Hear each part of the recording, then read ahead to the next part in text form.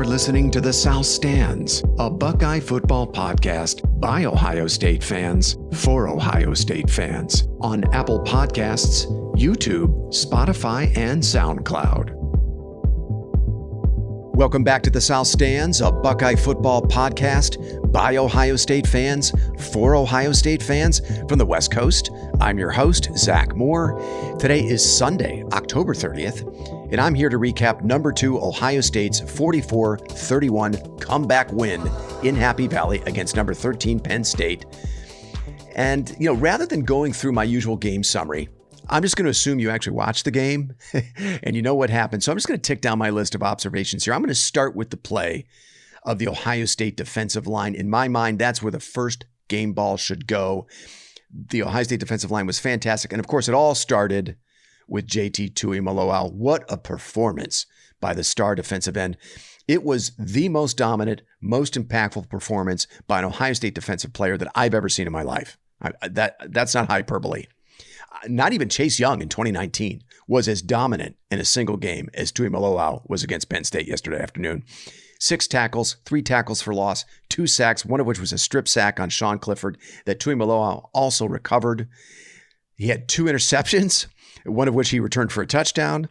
And he also had a tipped pass in the first quarter that was intercepted by fellow defensive end Zach Harrison. So in total, Tuimoloau was responsible for all 4 of Penn State's turnovers, and 2 of those, the strip sack and the pick 6, he delivered in crunch time in the fourth quarter when Ohio State absolutely had to have those plays. Tuimoloau finished with a staggering 94.6 overall grade from Pro Football Focus. That will almost certainly give the Buckeyes PFF's highest graded defensive player in the country for the second week in a row. Last week, it was Zach Harrison. He was the country's highest graded defensive player, according to PFF. Now, I thought the light went on for Tuimoloau last week against Iowa. I'm sure the Ohio State coaching staff will tell you it probably went on before that, but it was against the Hawkeyes that he started really filling up the stat sheet. He had his first sack of the season in that game.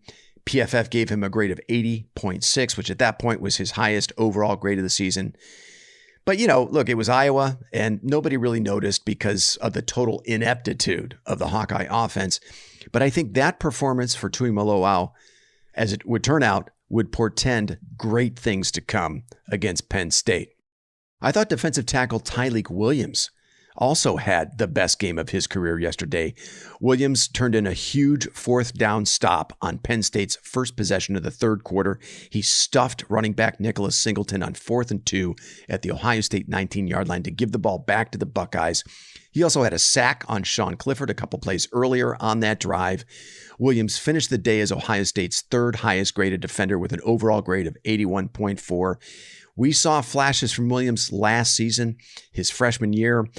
And, we were expecting big things out of Williams coming into his sophomore season. It's taken him a while, but he is really starting to make an impact, Williams is, on that defensive line. And we saw it yesterday really for the first time.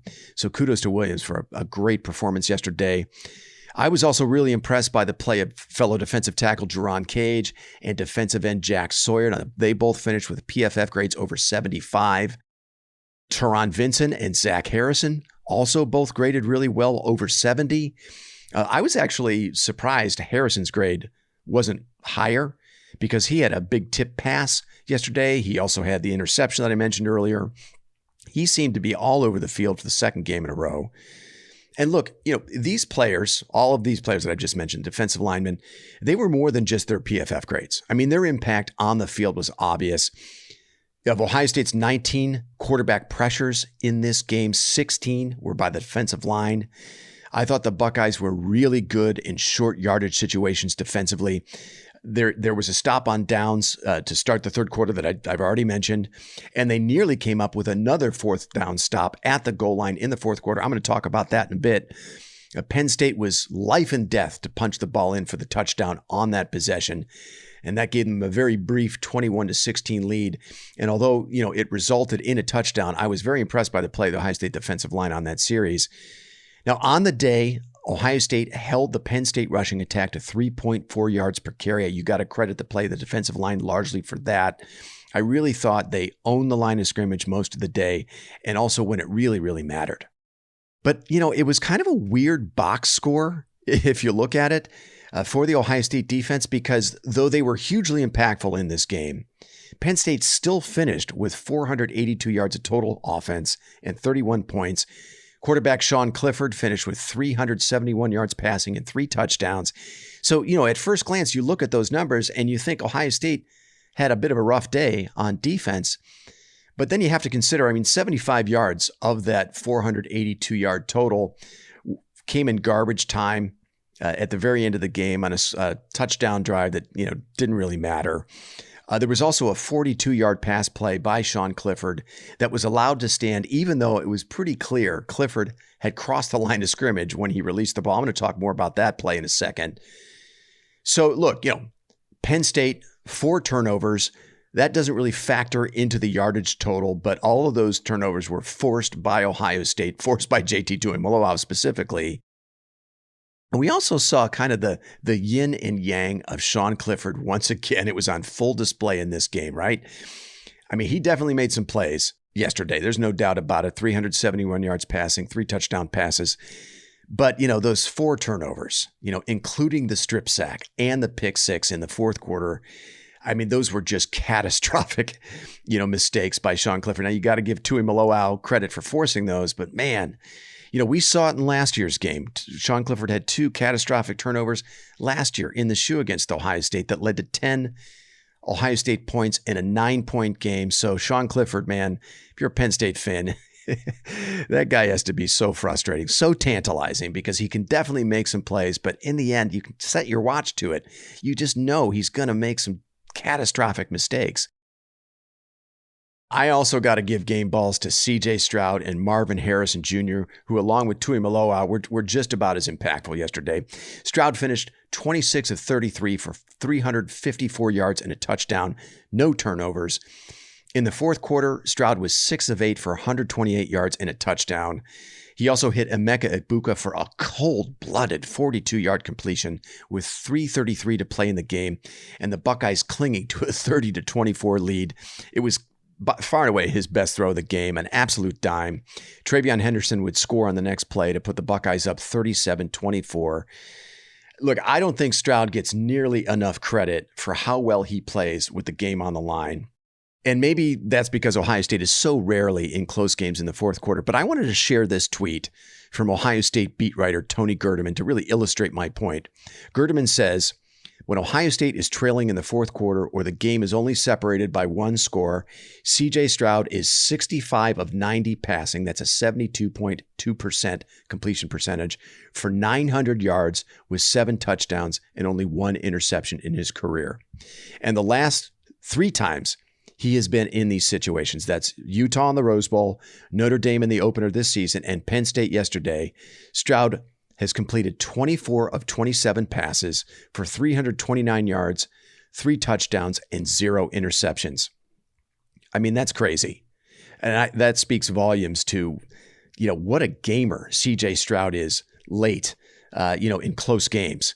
And again, we just don't see Ohio State in those situations all that often. So people probably tend to forget how good Stroud is with the game on the line.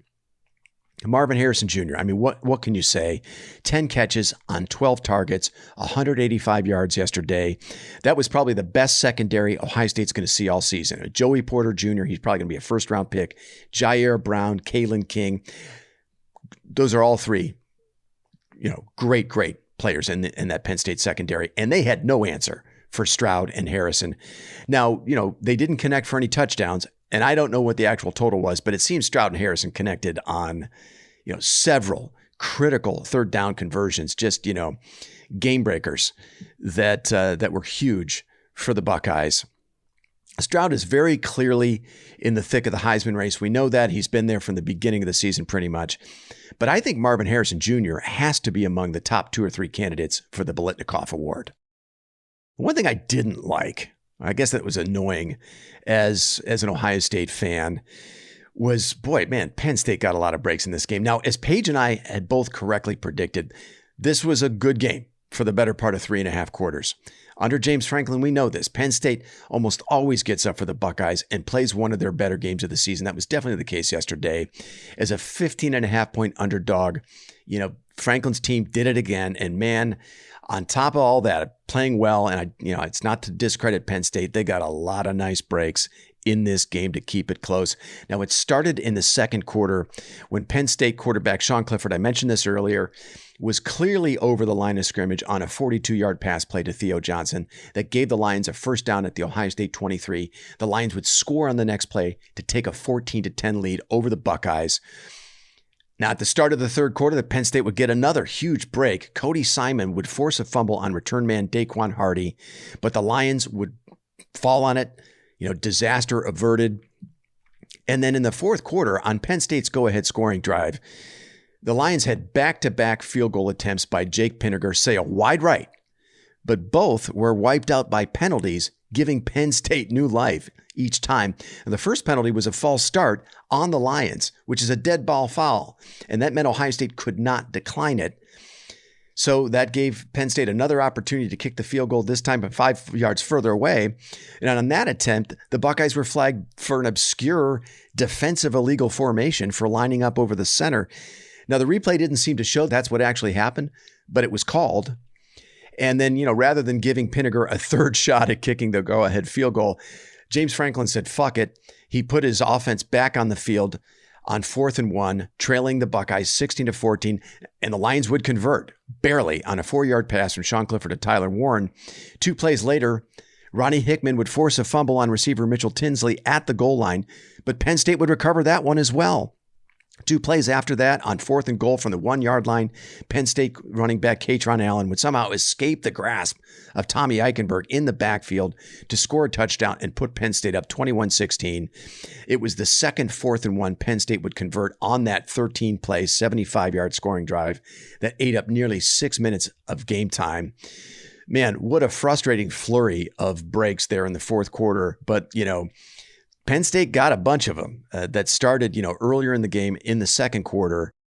In the end, the Buckeyes were able to overcome all of those tough breaks. But man, those were really frustrating to watch as an Ohio State fan. And I think had Penn State been able to pull the upset yesterday, we'd be talking a lot about those breaks today. The only other, things I just didn't like coming out of yesterday's performance, and I'm going to file this under play calling and game management. So just some very curious choices by Ryan Day yesterday. Ohio State also struggled mightily to run the ball for the second week in a row, which I think is related to some play calling and game management by Ryan Day. Let me first start with those goddamn bubble screens. Now, why Ryan Day continued to call those plays for Emeka Egbuka, which the Penn State secondary devoured every single time, was just very curious. I mean, asking C.J. Stroud and the Ohio State receivers to run bubble screens is like a Ferrari driving through a school zone. I mean, it's the biggest waste of those resources that I can think of. And as we saw later in the game, there were throws available to the Ohio State passing game down the field. And why Ryan Day elected to throw bubble screens over those, I don't know. It's one of life's great mysteries. So I really hope Day just tears those bubble screens out of his playbook. We also saw Ryan Day's hyper-aggression. You get the best of him at the end of the second quarter. Trailing 14-13 with 6 seconds to play in the half from the Penn State 8-yard line, Day elected to throw the ball instead of kicking the field goal. Now, I know Day thought he could take one shot at the end zone and still have a little time left for a field goal attempt, but C.J. Stroud was sacked on the play as time expired. And to me, look, that was a very easy decision there. You're on the road in a hostile environment. You have not played all that well in the first half. Just kick the chip shot field goal there. Go into the half with the lead, right, with a little bit of momentum. And look, I think had Penn State been able to spring the upset, that was a decision Day would have definitely regretted. I mean, that would have come back to haunt him for sure. So, we still see a little bit of hyper-aggression in Ryan Day that sometimes can cost him. Sometimes you just take what's there, right? You take what the defense gives you. So that was a real frustrating moment in the game for me. Finally, the Ohio State running game, again, struggled mightily for the second week in a row. And of course, the instinct is to blame the offensive line and the running backs. But I thought Bill Landis of Rivals made some very interesting observations in his post-game column today. He said the tendencies of the Ohio State run game are just too predictable right now. Ryan Day likes to run stretch zone to the short side of the field. I mean, that is his kind of bread and butter. That is his go-to play in the run game. It has become an obvious tendency. Iowa last week and Penn State yesterday knew that, and they continued to beat the offensive line to the point of attack. Landis said that Day called 9 first down runs yesterday, most of them to the short side of the field that averaged 2.8 yards per carry. Now, those failed first down running plays would often put the Buckeyes off schedule and behind the chains, and ultimately led to their issues converting on third down. Ohio State was only 4 of 12 on third down yesterday. They were 3 of 13 on third down against Iowa last week. Now, Landis also noted that Ohio State's 2 most successful run plays of the game yesterday, those were Trey Henderson's 2 touchdown runs, came on inside running plays out of tempo. So, maybe there's an answer there for Day in the run game. Mix things up, run a little bit more tempo, and run inside a little bit more.